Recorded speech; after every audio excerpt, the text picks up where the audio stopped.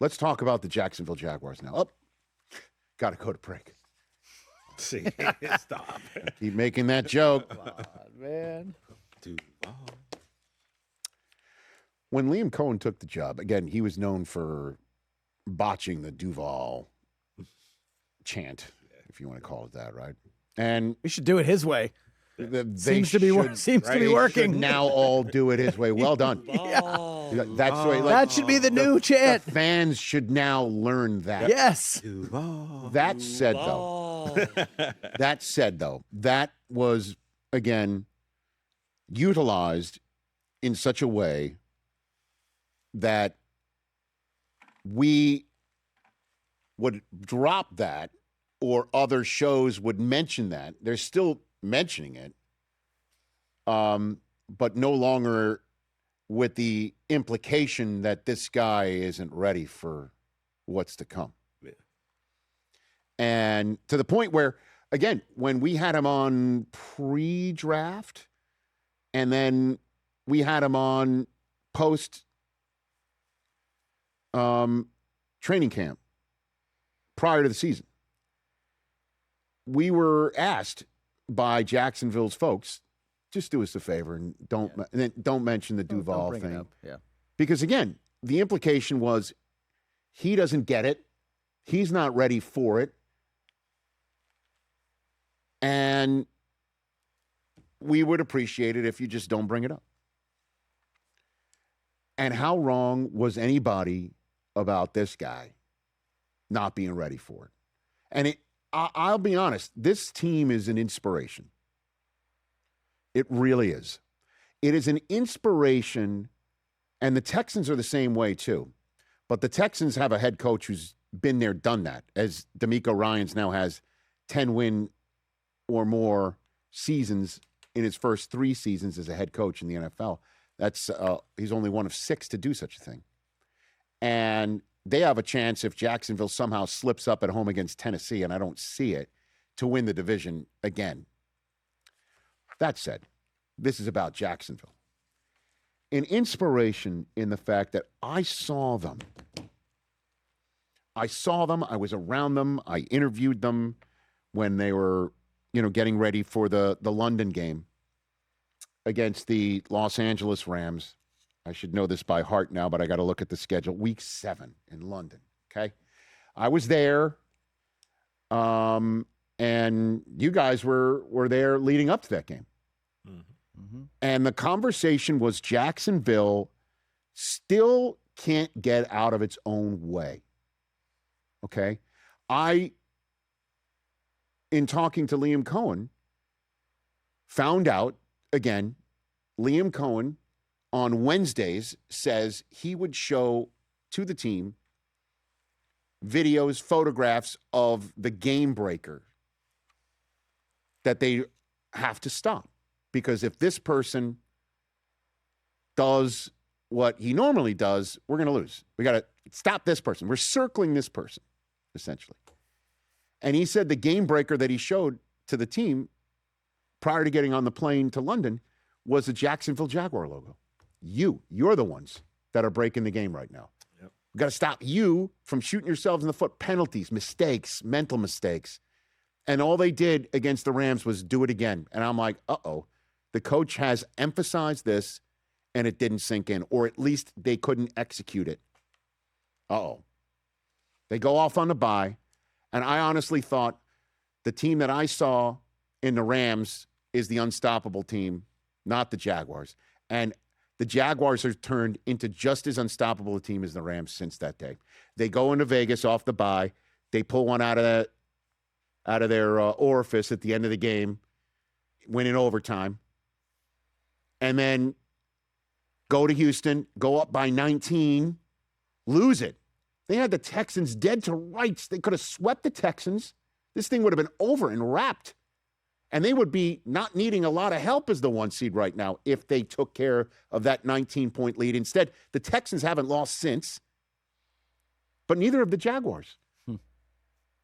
A team that blows the 19-point lead, doesn't lose, Normally, you think the team that comes back from the 19-point deficit doesn't lose. And by the way, the Texans haven't.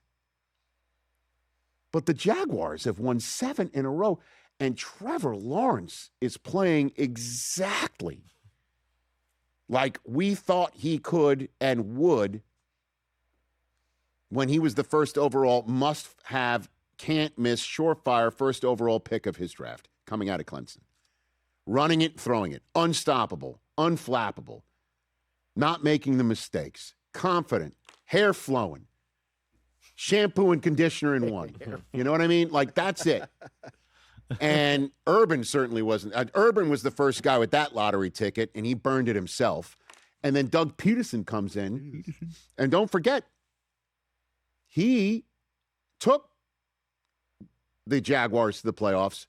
Trevor Lawrence threw a gajillion interceptions in the first half of that game and then came back to win it, goes into Arrowhead, then loses, and they haven't been back to the playoffs since Doug Peterson's gone. Liam Cohen comes in and does the Duval thing. And we're all thinking, no shot. And even in the middle of the season, like I told you. But they have been amazing. They have been superb. Trevor Lawrence has been awesome. Now, he threw a red zone interception yesterday, and when that happened, it was something that you used to see a lot more of out of him, but it stuck out like a sore thumb. It's just like, wait a minute. Not only did he throw an interception, it was a red zone interception. He didn't complete. It was something we haven't seen in a while, but he did rush 2 in. Third time he's done that this year. He hasn't thrown a red zone interception. He's thrown 4 of them this year, but he hasn't thrown an interception of any kind since week 12. 35 total touchdowns. 5 straight games with 2 or more passing touchdowns got snapped, but he did extend his streak of offensive touchdowns to 7 games, longest streak in Jacksonville history, and the only one with more of an active streak of 2 or more offensive touchdowns accounted for is Matthew Stafford with 9 going into tonight's Monday night game. He's been amazing. 9 rushing touchdowns, faced 20 pressures in week 17, still hung in there. Etienne's running it without Tootin. He was hurt. Parker Washington's been great. Josh Hines-Allen for a defense that's behind the best in the AFC and taking the ball away. The team that's behind the Bears defensively in that regard. And look who's got 12 wins. Going for 13. They're going to get it. They're going to beat the Titans at home next week. And Liam Cohen becomes the 13th head coach in NFL history and the 6th to do so at age 40 years or younger to win 12 or more games in his first NFL season. Take a victory lap, coach. But, of course, he's not doing that. We didn't even address making the playoffs as a team. We haven't really talked a ton about goals, about the division, playoffs, conference, Super Bowl. Like, we have not had any of those conversations as a team. Not really on purpose, more so just because you're really trying to focus on getting better, because there's so much to coach off of every week for us. And even through a lot of wins, we're able to coach off a lot of stuff and keeping the mindset pretty singular on 1-0 each week. That's just been the mindset and mentality that these guys have had, and I've appreciated that, and we fed off of each other that way. And you know what's also impressive? When you don't have production, consistent production from your draft choice chosen in the top 5, let alone top 2, let alone you trade up future considerations to get the guy, and you don't get production from him, that is cause for alarm. It never winds up with 12-plus wins, that's for sure. It gets coaches on hot seats and front offices on hot seats, and they have done all this without Travis Hunter, who blew out his knee in late October. This has all been done without him. And he had the best offensive day of anyone in that game in London. He had his career best game, 100 yards and a score. And it was now time for him to come on strong. Brian Thomas Jr., he hasn't had a season like last year at all. True. And they're doing this. And they're coming for you. You put up the current standings in the American Football Conference. You know who's coming into Jacksonville right now if it all stays put? the team that they whipped